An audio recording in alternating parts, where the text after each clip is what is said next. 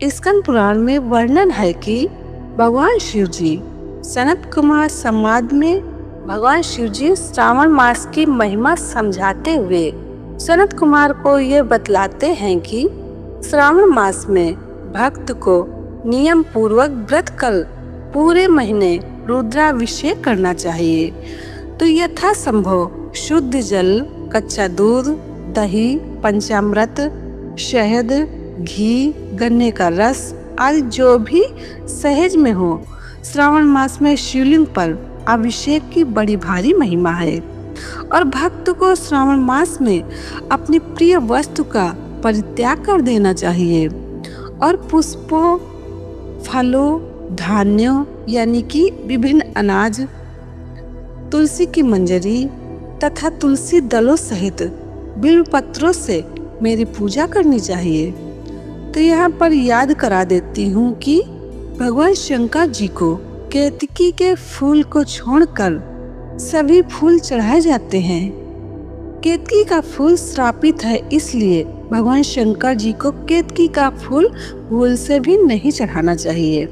केतकी का फूल यदि भूल से भी चढ़ जाता है ना, तो ब्रह्म हत्या का पाप लगता है, इसलिए केतकी का फूल नहीं चढ़ाना चाहिए।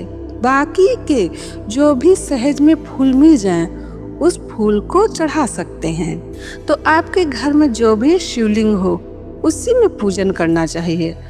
अगर पास के मंदिर में जा सकते हैं तो वहाँ अवश्य जाना चाहिए। पारद शिवलिंग का अलग ही महत्व है। पारद शिवलिंग पर पूजन करने से और शिवलिंगों की अपेक्षा 1000 गुना फल प्राप्त होता है। भारत देश में कई स्थानों पर पारद शिवलिंग है। पारद शिवलिंग का पूजन सामान्य से 1000 गुना फल प्राप्त होता है। इसी प्रकार से स्फटिक तथा कुछ और भी कई विशेष प्रकार के धातुओं के शिवलिंग दुर्लभ होते हैं, जो सनातन धर्म की धरोहर हैं। लेकिन जो आपको सहज में उपलब्ध हो, उन्हीं में पूजन कर लेना चाहिए। भगवान के लिए सिर्फ भाव शुद्ध होना चाहिए, क्योंकि भगवान भाव के ही भूखे हैं। एक समय प्रतिभाशाली सनत कुमार ने धर्म को जानने की इच्छा से परम भक्ति से युक्त होकर विनम्रता पूर्वक भगवान शिव जी से पूछा, योगियों के द्वारा आराधनीय चरण कमल वाले हे देव देव महादेव, हे महाभाग, हमने आपसे अनेक व्रतों तथा बहुत प्रकार के धर्मों का श्रवण किया, फिर भी हम लोगों के मन में सुनने की अभिलाषा है। 12 मासों में जो मास सबसे श्रेष्ठ, आपकी अत्यंत प्रीति कराने वाला हो और सभी कर्मों की सिद्धि देने वाला हो, और अन्य मास में किया गया कर्म यदि इस मास में किया जाए तो वह अनंत फल प्रदान करने वाला हो, तो हे देव, उस मास को बतलाने की कृपा कीजिए। साथ ही लोक कल्याण की कामना से उस मास के सभी धर्मों का भी वर्णन कीजिए। शिवजी बोले, सनत कुमार, मैं अत्यंत गोपनीय बात आपको बताऊंगा। मैं आपकी भक्ति से प्रसन्न हूँ। श्रावण मास मुझे अत्यंत प्रिय है। इसका महात्म्य सुनने योग्य है। इस मास में श्रवण नक्षत्र युक्त पूर्णिमा होती है, इस कारण से इसे श्रावण कहा गया है। इसके महात्म्य के श्रवण मात्र से यह सिद्धि प्रदान करने वाला है। श्रावण मास के महिमा गान करने में पृथ्वी लोक में कौन समर्थ हो सकता है, जिसके फल का संपूर्ण रूप से वर्णन करने के लिए ब्रह्मा जी 4 मुख वाले हुए, जिसके फल की महिमा को देखने के लिए इंद्र 1000 नेत्रों से युक्त हुए, और जिसके फल को कहने के लिए शेषनाग 2000 जिह्वाओं से संपन्न हुए। अधिक कहने से क्या प्रयोजन?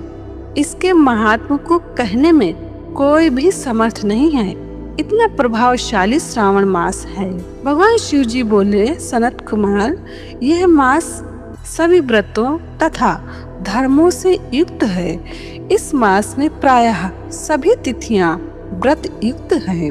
भक्तों की सभी कामना पूर्ण करने वाले, मोक्ष की अभिलाषा रखने वाले और अपने अपने अभीष्ट फल की इच्छा रखने वाले चारों प्रकार के लोगों, ब्रह्मचर्य, गृहस्थ, वानप्रस्थ, संन्यास, आश्रम वाले को इस श्रावण मास में व्रत अनुष्ठान कुछ न कुछ अवश्य करना चाहिए। सनत कुमार बोले, हे भगवान, हे सत्यम शिवम सुंदरम, अतः आपको आदिदेव कहा गया है।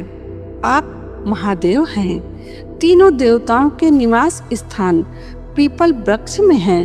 उसमें से सबसे ऊपर आपकी स्थिति है। कल्याण रूप होने के कारण आप शिव हैं और पाप समूह को हरने के कारण आप हर हैं। आपका गौर वर्ण है। आप कपूर के समान गौर वर्ण के हैं। गणपति के अधिष्ठान रूप 4 दल वाले मूलाधार चक्र से, ब्रह्मा जी के अधिष्ठान रूप 6 दल वाले स्वाधिष्ठान नामक चक्र से और विष्णु जी के अधिष्ठान रूप 10 दल वाले मणिपुर नामक चक्र से ऊपर आप प्रतिष्ठित हैं। हे देव, आपकी पूजा से पंचायतन पूजा होती है। मतलब कि शिव जी की पूजा करने से सभी देवी देवताओं की पूजा सहज में ही हो जाती है। आप स्वयं शिव हैं। आपकी बाईं जांघ पर शक्ति स्वरूपा माँ दुर्गा जी हैं। दाहिनी जांघ पर गणपति और नेत्र में सूर्य तथा हृदय में भगवान श्री हरि विराजमान हैं। आप ही ब्रह्मा विष्णु महेश हैं। आपकी श्रेष्ठता में किसे संदेह हो सकता है?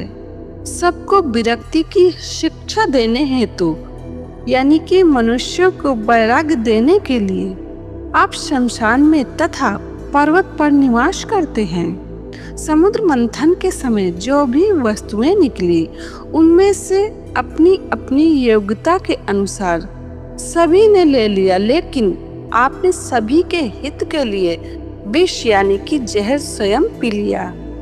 शिव पुराण में वर्णन है कि सावन के महीने में जो भी भक्त पूरी श्रद्धा और भक्ति के साथ शिव जी की पूजा करता है और उनके निमित्त व्रत रखता है, उसकी सभी मनोकामना भगवान भोलेनाथ शीघ्र पूर्ण करते हैं। इसमें कोई संदेह नहीं है। तो श्रावण मास कब से कब तक रहेगा, यह भी समझ लीजिए। तो 11 जुलाई शुक्रवार से श्रावण मास प्रारंभ हो जाएगा और 9 अगस्त शुक्रवार को श्रावण मास समाप्त होगा। गुजरात और महाराष्ट्र में 24 जुलाई शुक्रवार से श्रावण मास प्रारंभ होगा और 23 अगस्त शनिवार को श्रावण मास समाप्त होगा। तो चूकना मत, श्रावण मास का लाभ अवश्य लेना। तो यहीं पे मैं अपनी वाणी को विराम देती हूँ। जय श्री कृष्ण।